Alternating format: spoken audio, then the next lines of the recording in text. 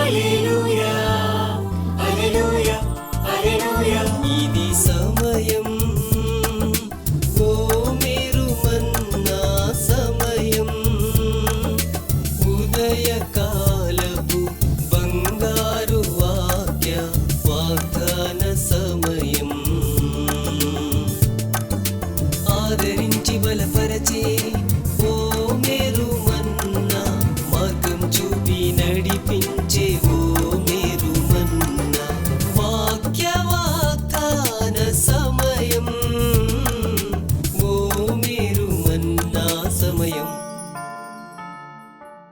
Praise the Lord. Good morning.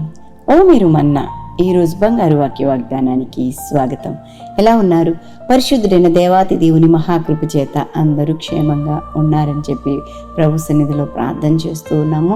ప్రియ దేవుని బిడ్డలారా, ఎందుకంటే దేవాతి దేవుని యొక్క సన్నిధిలో మనం విజ్ఞాపన చేసినప్పుడు దేవుని యొక్క భద్రత క్షేమము మనకి కలుగుతుందండి. ఎలాంటి పరిస్థితులు మనకి ఎదురైనప్పటికీ కూడా ప్రభు యొక్క కృపతో మనం క్షేమంగా ఉండగలుగుతాము, అన్నిటినీ జయించగలుగుతాము. ప్రియులారా, ప్రభు మనకి ప్రతి దినం ఇస్తున్న వాగ్దానాలన్నిటినీ కూడా మనం స్వీకరించి మన సొంతం చేసుకోవాలని చెప్పి మనం చేస్తున్నాను. మరి రెండీ దినం మన వాగ్దానాన్ని మనం చూసుకుందాము. మరి ఈ వాగ్దానాలు ఇతరులు కూడా ఆస్వాదించబడేటట్టుగా వారికి కూడా తెలియచేయండి, షేర్ చేయండి, ప్రభునామాన్ని ప్రకటించండి, ప్రజలను ఉజ్జీవింపచేయండి, ఆదరింపచేయండి. ప్రియులారా, మరి లైక్ చేయండి, షేర్ చేసి సబ్స్క్రైబ్ చేసుకోండి. రండి, యెహెజ్కేలు గ్రంథంలో 36వ అధ్యాయం 26వ వచనం ఈ రీతిగా సెలవిస్తూ ఉంది. నూతన స్వభావము మీకు కలుగచేసేదను. యెహెజ్కేలు 36:26. I will give you a new heart and put a new spirit in you. దేవునికి మహిమ కలుగును గాక. ప్రియులారా, మరి ఈ వచన భాగంలో పూర్తిగా మనం చూస్తే నూతన హృదయాన్ని మీకు ఇస్తాను, నూతన స్వభావాన్ని మీకు కలుగచేస్తాను అని చెప్పేసి ప్రభు వాగ్దానం చేస్తూ ఉన్నాడు. వాస్తవానికి ఈ మాటలు ఇశ్రాయేలు జనాంగానికి ఇస్తున్న మాటలండి, వాగ్దానాలండి. ఎందుకు అంటే ప్రియులారా, వీరు దేవునికి మరి దేవుని నామానికి అవమానం కలిగించేటట్టుగా ప్రవర్తించారు. వీరి ప్రవర్తన అంతటి వలన దేవుని నామము అన్యజనుల మధ్యలో అపవిత్రపరచబడిందండి. వీరి యొక్క దుష్క్రియలను బట్టి, వీరి యొక్క పాపములను బట్టి ప్రభు నామం అన్యజనులలో దూషించబడటము, అపవిత్రపరచబడడం ప్రభు చూస్తూ ఊరుకోలేకపోయారు. ఆ కారణం చేతనే వారికి రావాల్సిన మరి శిక్షను రప్పించి వారిని ఆయా ప్రదేశాలకు చెదరగొట్టినట్లుగా చూస్తూ ఉన్నాం. అయినను కనికరము కలిగిన దేవుడు వారు పశ్చాత్తాపము నొందేటట్లుగా వారికి నూతన హృదయాన్ని, నూతనమైన స్వభావాన్ని కలుగచేస్తానని చెప్పి వాగ్దానం చేస్తూ ఉన్నాడు.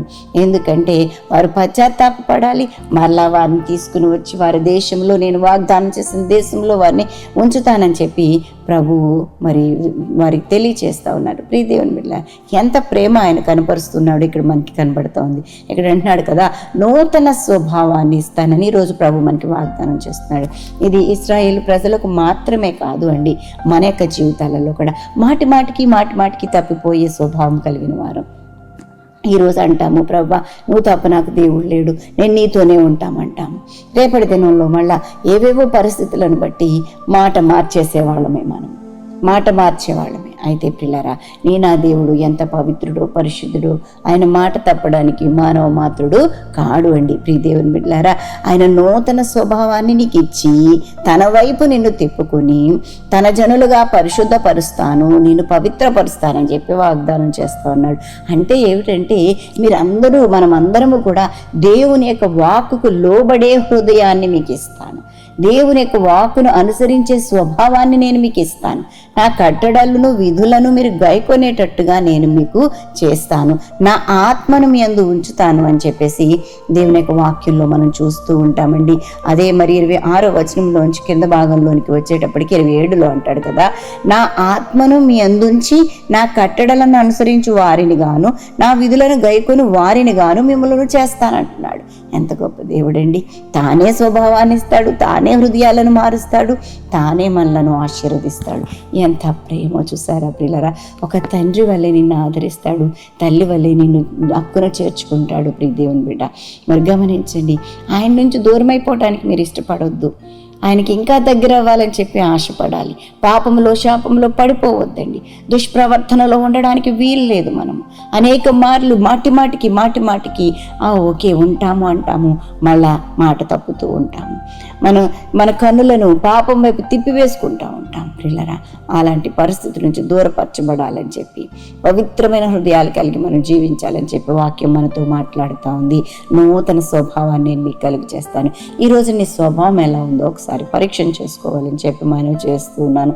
ఎందుకంటే మాటికి తప్పిపోయే హృదయం కలిగి ఉన్నావా? అలాంటి స్వభావం ఈరోజు ఒక మాట మాట్లాడు, రేపు మరొక మాట. హృదయంలో ఏవేవో తలంపులు, శరీర కార్యాలు, శరీర ఆలోచనలు, వీటన్నిటి నుంచి కూడా విడుదల కలిగి చేస్తానని చెప్పి ప్రభు వాగ్దానం చేస్తా ఉన్నాడు. నీవుగా నీ హృదయాన్ని మార్చుకోలేవు. ప్రియులారా, పరిశుద్ధాత్మ దేవుని సహాయంతో మాత్రమే మనము నూతన స్వభావాన్ని పొందుకోగలుగుతాం. అందుకే నా ఆత్మను మీ అందుంచి నా విధులు కట్టడలు అనుసరించేవారిగా నేను మిమ్మల్ని చేస్తానని వాగ్దానం చేస్తా ఉన్నాడు. అందుకే ప్రియులారా, మరి దావీదు భక్తుడు కూడా ఒకనొక దినాన పాపంలో పడి దాని నుంచి లేవనెత్తబడి పశ్చాత్తాపంతో మరి ఎంతో కన్నీరు మున్నీరుగా ఆ యొక్క దేవుని యొక్క సన్నిధిలో ప్రార్థన చేస్తా ఉన్నాడు. 51వ కీర్తనలో మనం చూసినట్లయితే 7-8 వచనాలలో నేను పవిత్రునగునట్లు హిస్సోపుతో నా పాపములు పరిహరించు అంటా ఉన్నాడు. అంతేకాదు, హిమము కంటే నేను తెల్లగా ఉండేటట్లుగా నీవు నన్ను కడుగు ప్రభువా అని ప్రార్థన చేస్తా ఉన్నాడండి. దేవా, నా యందు శుద్ధ హృదయం కలుగు చేయము, నా అంతరంగంలో స్థిరమైన మనస్సు నూతనంగా పుట్టించమని చెప్పి 10వ వచనంలో ప్రార్థన చేస్తా ఉన్నాడు. అంతరంగంలో స్థిరమైన మనస్సు, ఈ మాట మనం చెప్పుకోవాలండి. ప్రభువా, నా మనస్సు అటు ఇటు తొట్టిల్లిపోకుండా సహాయం చేయి. ప్రభు, పరిస్థితులకి నా మనసు జారిపోతా ఉంది, నా స్వభావం మారిపోతా ఉంది, అలా కాకుండా సహాయం చేయి. స్థిరమైన మనస్సు, నూతన స్వభావాన్ని నాకు దయచేయి, నూతన హృదయాన్ని నాకు దయచేయి. రాతి గుండెని తీసివేసి మాంసపు గుండెని ఇస్తానని వాగ్దానం చేస్తాను. ఇంత గొప్ప దేవుని మనం కలిగి ఉండి కూడా ప్రియులారా, ఇంకా ఎందుకు లోకంలో, ఇంకా ఎందుకు ఈ లోక పరిస్థితుల్లో పడిపోవడం, దిగజారిపోవడం, ప్రియులారా, శాపాన్ని కొని తెచ్చుకోవడం, ఇవన్నిటిని విడిచిపెడదాము. ప్రభు ఇచ్చిన నూతన స్వభావాన్ని ధరించుకుందామండి. ఆయనకి లోబడే స్వభావాన్ని, ఆయన వాక్కుకు లోబడే స్వభావాన్ని మనం కలిగి ప్రభులో జీవించుదాము. పరిశుద్ధాత్మ దేవుడు మన ప్రతి పరిస్థితుల నుంచి మనల్ని తప్పించి, రక్షించి, పరిశుద్ధపరిచి, పవిత్రపరిచి తన సొత్తుగా, తన బిడ్డలుగా మనల్ని దీవించి, ఆశీర్వదించి, అలాగ నడిపించి కృప చూపించునుగాక. ఆమేన్. ప్రియ దేవుని బిడ్డలారా, ఇది నాన్న బర్త్డేస్, వెడ్డింగ్ యానివర్సరీస్ జరిపించుకుంటున్న వారికి శుభాలు తెలియజేస్తున్నాను. మరి నూతన వస్త్రంలో నూతనమైన దీవెనలు ప్రభు మీకు ప్రసాదించును గాక. మీ కొరకు ఒక వాగ్దానం జ్ఞాపకం చేస్తాను. హెబ్రీయులకు రాసిన పత్రికలో 10వ అధ్యాయము 35వ వచనం, మీ ధైర్యం విడిచిపెట్టకుడి, దానికి ప్రతిఫలంగా గొప్ప బహుమానము కలుగు. దేవునికి మహిమ కలుగును గాక. మరి చక్కటి వాగ్దానం కదా. అవును, మీ ధైర్యాన్ని విడిచిపెట్టొద్దు. ఈ నూతన సంవత్సరంలో చక్కటి ధైర్యంతో మీరు ముందుకు సాగిపోండి. ప్రభు మీకు తోడుగా ఉంటాడు. ప్రార్థన చేస్తాను, నాతో ఏకీభవించండి. పరిశుద్ధుడానికి వందనాలు. మహిమగల దేవుడుగా మమ్మల్ని దర్శించి దీవించమని వేడుకుంటున్నాను ప్రభు. నిన్న నేడు నిరంతరం ఏకరీతిగా ఉన్న దేవుడు నీవు తప్ప మాకెవరున్నారు నాయన?